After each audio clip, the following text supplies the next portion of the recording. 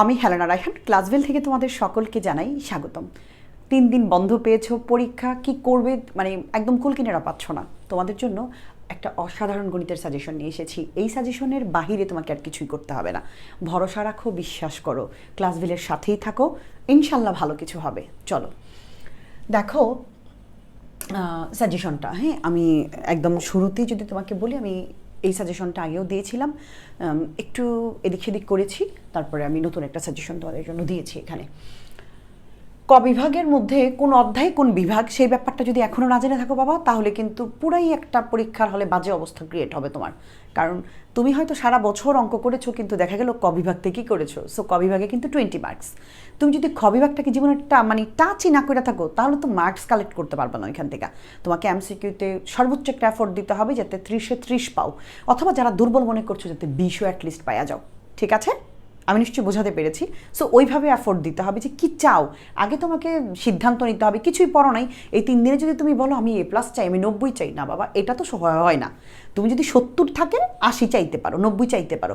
Preparation যদি 30 থাকে 50 চাইতে পারো, কিন্তু তুমি কিছুই নাই জিরো অবস্থান থেকে 90 3 দিনে, এটা সম্ভব না। অবশ্যই অবস্থান বুঝে নিজের, তারপরে একটা কিছু চাইবে, কেমন? চলো, তো অধ্যায় 2, অধ্যায় 4, অধ্যায় 11, 13 এগুলো যদি করো এখান থেকে ইনশাল্লাহ কমন পাবা। একদম বাছাই করে অঙ্ক দিয়েছি, উদাহরণ 6, উদাহরণ 11 অধ্যায় থেকে দিয়েছি। আর দ্বিতীয় অধ্যায় থেকে উদাহরণ 23, উদাহরণ 25, 2.2 এর 15 আর 16 নং ইনশাল্লাহ এনাফ বলা যায়। আর হচ্ছে তোমার চতুর্থ অধ্যায় থেকে 4.1 এর 21 নং 22 নং সৃজনশীল, 4.2 এর একটা 5 নং একটা সৃজনশীল আছে। আর মেবি 4-এর গ বা ঘ, হ্যাঁ 4-এর একটা অঙ্ক আছে শেষের দিকে, ওই কাছাকাছি অঙ্কগুলা। 13 অধ্যায় চট্টগ্রাম বোর্ড 24, চট্টগ্রাম বোর্ড 2022। এর মানে হচ্ছে এই দুইটা প্র্যাকটিস করতে দিলাম, কিন্তু এখানে মূলত অঙ্ক হচ্ছে এখানে 4টা। এখানে 13.1 এর যে অঙ্ক 8, আরটা হচ্ছে 15 অথবা 16, আর 13.2 এর হচ্ছে 8 আর 10। ঠিক আছে, এগুলো হচ্ছে মোটামুটি এই 4টা মিলিয়ে 2টা সৃজনশীল আর কি। 2টা করলে প্র্যাকটিস হবে, আর 4টা মূল অঙ্ক করতে হবে তোমাকে। খ বিভাগের মধ্যে আছে 6, 7, 8, 14, 15। প্রথমেই আমরা 14কে বাদ দিব, 15 থেকে মাত্র 2টা অঙ্ক নিব। 6, 7, 8 তুমি যদি একদম ম্যাথে দুর্বল হয়ে থাকো বাবা, তুমি শুধু সপ্তম অধ্যায়টাকে ফোকাস করতে পারো, একটা সৃজনশীল কমন পেয়ে যাবা। ঠিক আছে, আর অষ্টম অধ্যায়ের মধ্যে অন্তর্বৃত্ত, বহির্বৃত্ত, পরিবৃত্ত 4টা অঙ্ক, মানে এটা সপ্তমের সাথে অষ্টমের কিন্তু সম্পাদ্য আছে, ওই সম্পাদ্যটুকু করলি এনাফ। ওই অন্তর্বৃত্ত, বহির্বৃত্ত, পরিবৃত্ত ভিডিও আছে, দেখে নিতে পারো। 6 অধ্যায় থেকে 6.3 এর 19 নং 20 নং সৃজনশীল আছে। এই 2টা সৃজনশীল করবা, আর উদাহরণ 2 আছে একটা, এনাফ। ওকে, সপ্তম অধ্যায় থেকে উদাহরণ 2, উদাহরণ 4, 7.2 এর 18, 19 নং বরিশাল বোর্ড 2024, আর 8.5 থেকে অন্তর্বৃত্ত, বহির্বৃত্ত, পরিবৃত্ত, অন্তর্ভুক্ত কোণ 60 ডিগ্রি।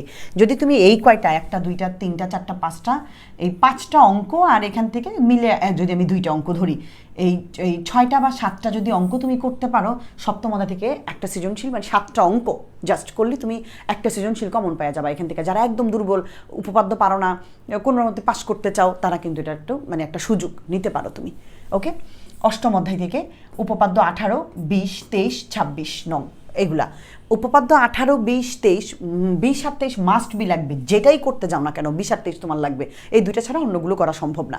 8.1 এর 7 নং, 8.2 এর 1 নং, 8.3 এর 3 নং, 8.4 এর 1 নং, দ্যাটস ইট। ওকে,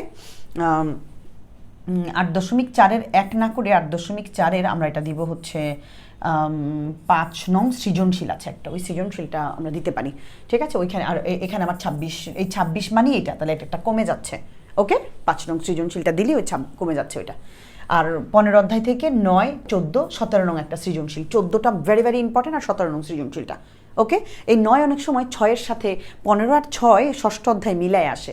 সো এটার সাথে ওই উপপাদ্য 15 ষষ্ঠ অধ্যায়ের বা 20-এর যে খ, ওইটা লিঙ্ক করে অনেক সময় আসে। এই ব্যাপারটা একটু খেয়াল রাখতে হবে, মানে 6 আর 15 অর্ধেক অর্ধেক করে দেয়, আমি এরকম দেখেছি।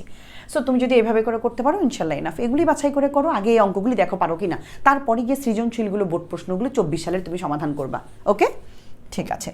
এখন তুমি যেটা করবা, গ বিভাগে নবম অধ্যায় মানে 9.1 এর 10, 11 নবম গ বিভাগের মধ্যে 9, 10, 16। যারা 16 বাদ দিয়ে ফেলেছো বা করো নাই, তারা বাদ দিতে পারো, কারণ তুমি যেহেতু আগে করো নাই, এই মুহূর্তে 9 আর 10 করলি কমন। আর যারা করেছো তারা ইনশাল্লাহ করবা, ঠিক আছে, তাদের তো আলাদা কথা। নবম অধ্যায় বা 9.1 থেকে তুমি উদাহরণ 10, উদাহরণ 11 করবা। আর কাজের অঙ্ক আছে একটা কাজ, সেটা করবা। দুইটা অঙ্ক আছে কাজের মধ্যে। 9.1-এর অনুশীলনীর 15 নং, 17 নং, 22 আর 25 নং সৃজনশীল। ওকে, এইগুলা করবা। 9.2-এর উদাহরণ 14, উদাহরণ 14-র মধ্যে গুরুত্বপূর্ণ 3টা অঙ্ক চলে আসছে। এটার মধ্যে XY অঙ্ক আছে, এটার মধ্যে 9.2-এর 25 নং অঙ্ক আছে, ঠিক আছে। তারপরে আরও একটা গুরুত্বপূর্ণ অঙ্ক দেখেছি, এটার মধ্যে 3টা গুরুত্বপূর্ণ অঙ্ক আছে এটার মধ্যে। আর অনুশীলনীর 23 নং আর 30-এর খ কাছাকাছি অঙ্ক, এই দুইটা, ঠিক আছে। আর একটা 26 নং অঙ্ক।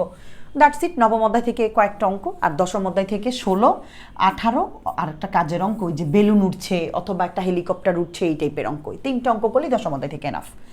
16 অধ্যায় যারা করো নাই তারা বাদ, কিন্তু যারা করেছো তাদের জন্য 16.1-এর 5 নং, 7, 10 নং, 16.2-এর 12, 13, এগুলো উদাহরণ 12, 13, 14 আর অনুশীলনীর 5 নং।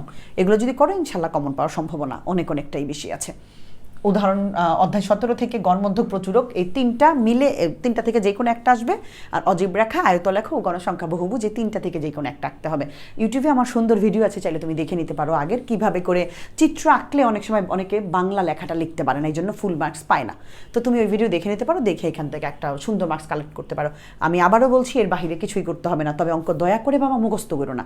যদি তুমি অঙ্ক মুখস্থ করো তাহলে তুমি জীবনও কিছু পারবে না। আর সৃজনশীল কোনো দিন রিপিট হয় না, উদ্দীপক কোনো দিন রিপিট হয় না। সো তুমি কিন্তু পুরাই একটা ধরা খাইবা যদি তুমি মুখস্থ করতে যাও, ইভেন তুমি সৃজনশীল প্র্যাকটিস করতে যাও। অঙ্ক পারার পরে তুমি সৃজনশীলে যাইবা।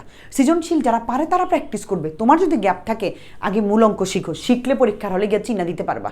ওকে, আর আমাদের কোর্সে 124টা এমসিকিউ আছে। আমি খুব শীঘ্রই যারা পাস করতে চায় তাদের জন্য আরও এমসিকিউ বাছাই করে কমাই দিব, 50-60টার মধ্যে নিয়ে আসবো, যাতে কোনো রকম পাস করতে চায়।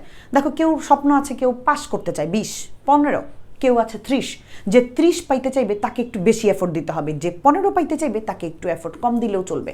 কারণ যেমন গুড় তেমন মিষ্টি, কথাটা কিন্তু বাবা মনে রাখতে হবে। তুমি কি চাও নিজেকে প্রশ্ন করো, সেই অনুযায়ী প্রস্তুতি নিয়ে অ্যাটলিস্ট এই বিপদ থেকে রক্ষা পাওয়া যাও, যেটাকে বলে পুলসিরাত পার করা। এই পুলসিরাত অ্যাটলিস্ট কেউ হয়তো স্মুথলি পার হইলো, তুমি হয়তো কাঁপতে কাঁপতে পার হইলে, অ্যাটলিস্ট পার হও।